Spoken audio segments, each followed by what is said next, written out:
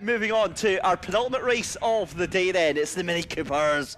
Oh boy, this is going to be fun, isn't it? Right, let's have a look at the grid then. Gordon Long on pole position, all ahead of Jack Irvine. Remember, no R53s out in this final race. Ian Munro on row 2 alongside Neil Hose. Dan Patterson is going to be alongside the man, the myth, the legend, Flymo himself in 6th position there, Michael Weddle, after that outrageous start in race 2.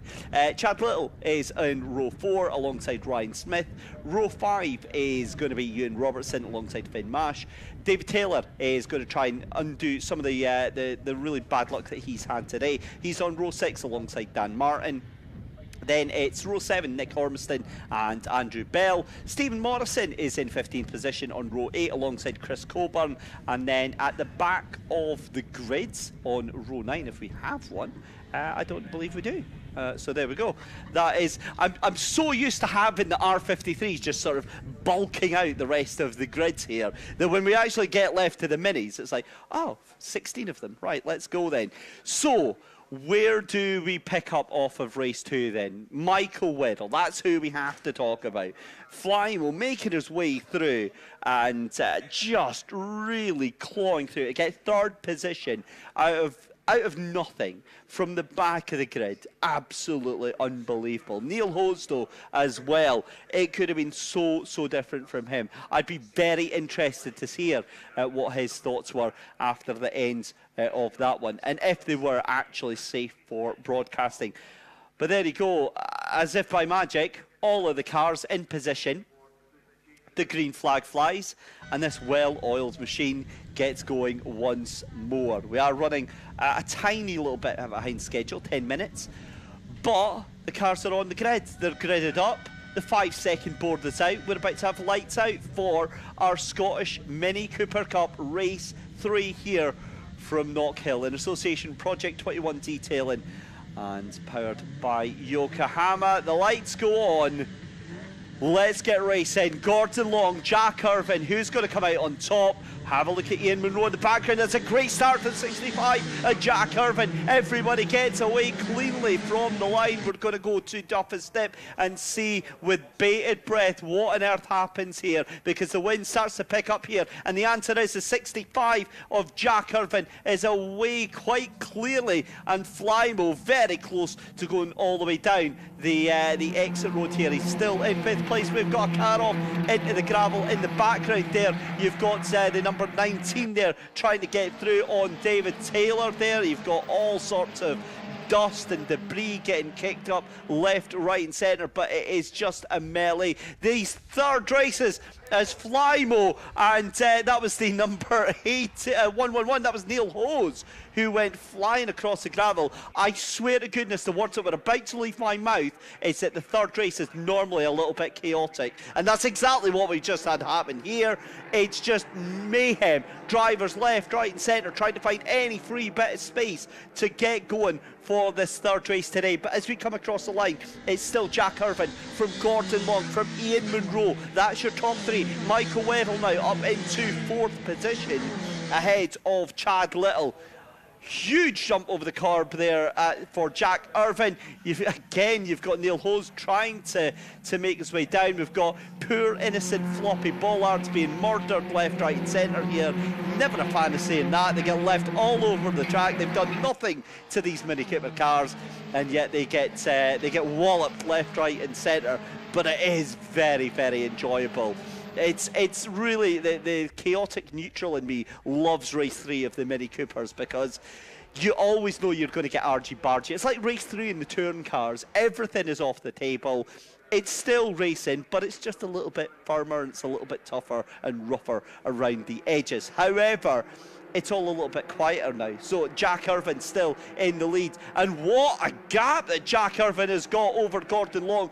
Gordon Long is leading a bit of a choo-choo train right now ahead of Ian Munro. Michael Weddle is not going to want to be part of that train for too much longer. He's going to want to try and get his nose out in front as cars jump across the curb here onto the brakes down into McIntyre's then. Ian Munro looks very, very patient, and that is across the gravel for Jack Irvine. And it's like you say, oh, he's got a lead, and he's now just immediately tried to hand it over. Thankfully, because of it just being two wheels into the gravel for them, I think he's going to get away with it. As there goes Ian Munro up the inside. Job done. Thank you very much. Gone long left to nowhere. And look at that. Chad Little and Michael Weddle, they're having a little bit of a scrap coming up the back end here. And oh, let's just make it 3 wide, boys, because of course, let's just do that. Dan Patterson now has just done the move of the weekend. Right there, out of absolutely nowhere. Tell me he didn't hit that car there. It just cut off at the wrong angle there, but Dan Patterson with the absolute move of the weekend there. He went 3 wide along the back straight there, managed to fire it in and took 2 cars in the course of 1 corner. Unbelievable move there from Dan Patterson in the 18 there. Oh, and that's Chad Little late on the brakes, and Dan Patterson has been escorted off into the nether realm. He keeps it going, he gets the car back on, but it's safe to say that Chad Little, they're not going to be getting on too well. Right, side by side through the chicane, at which point as a commentator you feel like just giving up sometimes, because of course things are going to happen right in front of you that you think possibly shouldn't be happening, but it did. I can imagine that he's going to feel a little bit aggrieved at that moment. It did look, and again, as a commentator, all we can do is talk about what we see. Is Neil Hose sends up the inside of Chad Little. That's a bit more like it. Neil Hose not having the best luck in race 3, but yeah, that's a little bit more fighty. That's what we want to see. What it looked like from our video feed that we get here in the production suite, it did look like Chad Little locked up the brakes and just escorted that number 18 of Dan Patterson across. Of course, race control will have a look at that and actually determine what happened there, but that's what it looked like from in here.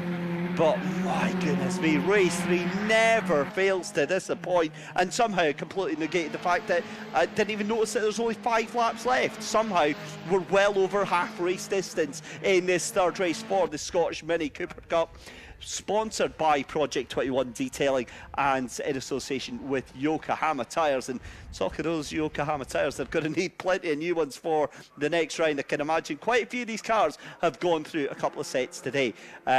Neil Ho's been one of them. Finn Mash might have also gone through one of them as well. Although Finn Mash, after his race 1 incident with David Taylor, doing a grand job of coming through, he's down in 10th position. We've got slippery surface flag out on track as well. Now, I'm presuming that is going to be on the entry to Duffus, and I'm wondering if that is going to be an issue with some of the cars there. But you're also seeing the wind has picked up. That's starting to blow some of the leaves and some debris onto the track as well. Ian Munro down there in second position. He's got a bit of a train behind him just now of Gordon Long and Michael Weddle. Weddle, I was expecting to see making some big moves up onto the inside there, but it's not happening just as of yet here. However, Jack Irvine still in the lead now. 3 seconds is the gap between him and second place of Ian Munro right now. You can see it in the background there. You can also see Chad Little and Neil Hose just almost side by side going into that final corner there.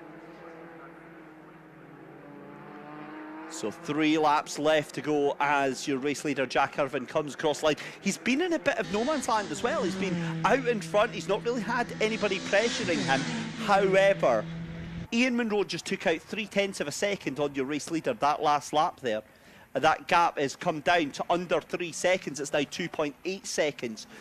We've only got 3 laps left to go, so the pace needs to massively ramp up if they're going to do anything. And you don't want to be doing things like that, dipping 2 wheels into the grass there. And there goes Weddle, side by side, coming through the chicane. Has to back out of it. Gordon Long is going to absolutely claw on to this 3rd place if he can. Weddle sends up the inside. Gordon Long doesn't have any way of fighting it back and has to hand over that position. Michael Weddle, with a gun to his head, takes 3rd position there. Great move there. And yeah, fantastic to see Weddle up into 3rd. Now, Chad Little is ahead of Neil Hose. Neil Hose, though, on the inside. You can just catch it on the inside. That's going to be a late moment onto the brakes there for Neil Hose. Chad Little, though, is going to get the run out the corner. Have a look at night 4, Ryan Smith. He fancies getting involved in this as well. So this is getting very, very, very scrappy indeed. Black and white flag gets held out for an unmarked driver. I'm not sure who that was just now. That was driving standards flag that gets held out there. So we'll try and get an ID on that. But penultimate lap of the race then. 2 laps left to go here in our final Scottish Mini Cooper Cup race here at Knockhill. What a treat this has been. Really, really riveting stuff here. Jack Irvine still leads Ian Munro by 2.2 seconds. That gap came down by 0.6 of a second on that last lap there.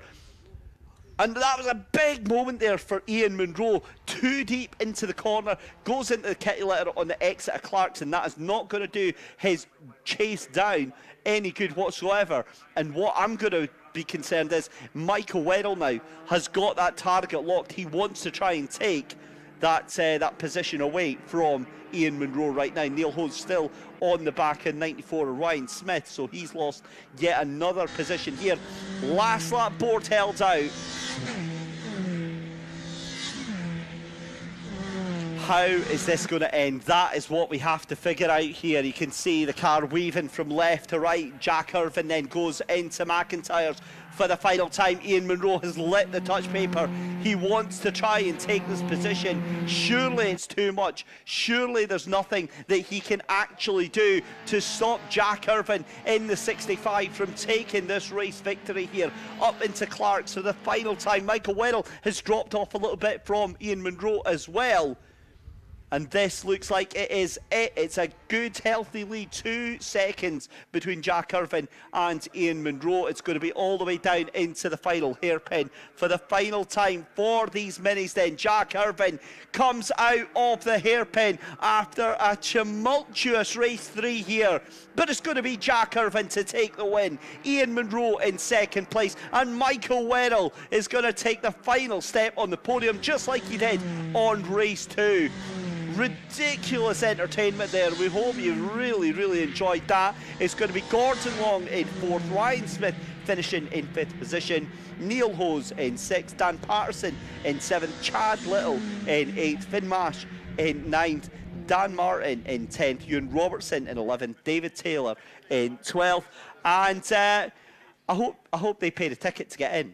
That's okay, right? Oh. Right, okay. Let's. I didn't quite realise it was that close to the track. Never mind. Well, it's a horrified gasp from the production studio. We thought our camera person was taking a nice artistic shot of, like, say, the go-kart centre or something like that, and yeah, never mind. Right. Well, what we'll do is we'll send out our track staff to kindly escort that bird from trackside there. But a great win nonetheless. Getting back to serious business. Jack Irvine taking the win. A brilliant, brilliant performance there. Ian Munro in 2nd place, and Michael Weddle is going to finish in P3. Well, what do you say about that? The top 3 coming in almost nose to tail.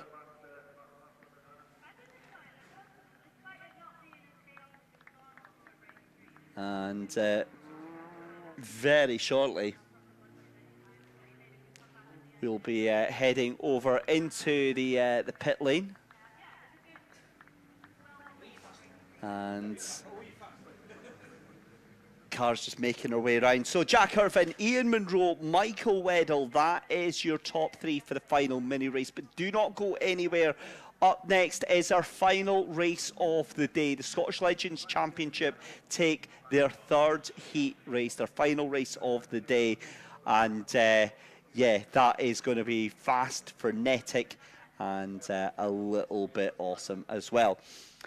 But having a look over into the holding area, I can see we've got Andy Allison poised, waiting like a ninja, ready to go and have a chat with our... Yes, absolutely, Dave. Jack Irvine taking the win in the final race of the day in the minis. They must be absolutely delighted with that, because Jack, that was a dominant performance from you. You really couldn't ask for any more. No, couldn't have done any better. Front tires was going off near the end, and then it started jumping out of third gear a couple of times too, so just had the nurse at home there at the end. Does that give you a lot of confidence going into the final meeting of the season in October as well, just rounding off your weekend in style with a trip to the top step of the podium? Well, if you get 3 more of them, it'd be the best way to finish the season, so it was. So, well, we know we have the pace, like, you just have to get away, and no more silly mistakes as well. Yeah, good stuff. And again, you were pushed all the way with Ian Munro there as well, Michael Weddle taking the final step of the podium. So there was a lot of work to keep those guys at bay as well, whilst focusing on trying to extend that gap at the front too. Yeah, I had a 4 or 5 car gap all of the race, and sort of kept it that way. So it's easy enough. Well, sort of easy enough. So I'd just like to say, get well soon to my granny and granda Irvine. So it is, they're not well at the moment. Okay, Jack, congratulations, great drive out there, very well done. Jack Irvine there winning the final race of the season, of the event, I should say. Of course, beating the number 23 car of Ian Munro, with Michael Weddle taking the final step of the podium as well. We'll grab a quick chat with Ian Munro in the number 23 car, finishing that one in 2nd place. Just having a quick chat there with Michael Weddle. Ian joins us now. And Ian, you pushed Jack all the way there, but you must be quite happy to still be on the podium and rounding off your weekend. A bit of silverware. Yeah, I was quite happy with 2nd there. I was slowly catching him, but it would have taken quite a bit longer to catch him, to be honest. And Michael might have caught me, so I was quite happy with that. It was quite a good race. It was pretty clean, and to be honest, it wasn't that eventful for me. It looked like maybe a wee bit more was kicking off behind, but for me it was all right. And again, when you know that there's scrapping going on behind you as well, it lets you kind of just focus on what's coming ahead of you. You don't have to necessarily take too many defensive lines into corners. You can just focus on maximising pace. That's it. Yeah, I was telling him to fight some more. That's what you're hoping for. So no, it's been a good weekend all round, to be honest. Yeah. It's been good fun. Excellent. Yep. Cheers. Good stuff, Ian. Thanks very much for speaking to us. Cheers. Ian Munro there, 2nd place there on the minis. And we'll have a very quick chat with Michael Weddle before we get the final race underway. Michael, I dare say, if you had been offered 2 podium finishes earlier on this afternoon, or this morning I should say, you'd have been very pleased with that. Yeah, after the way this morning started, I would have bit anyone's hand off to take 2 podiums. The last race was really weird. It's like there was something down on the track there. It was quite a slippery surface out there, so last 2 laps I was like, don't do anything silly, just bring it home. So it would have been a do or die move to get past Ian, because he's always late on the brakes, so I was just happy to bring it home on the podium. Absolutely. And looking ahead to the final meeting of the season in October as well, what's your approach going to be for that one? Just the same as what I've done all this whole weekend, just take one race at a time and then just try and aim to be at the front, really. Yeah, so great stuff, mate.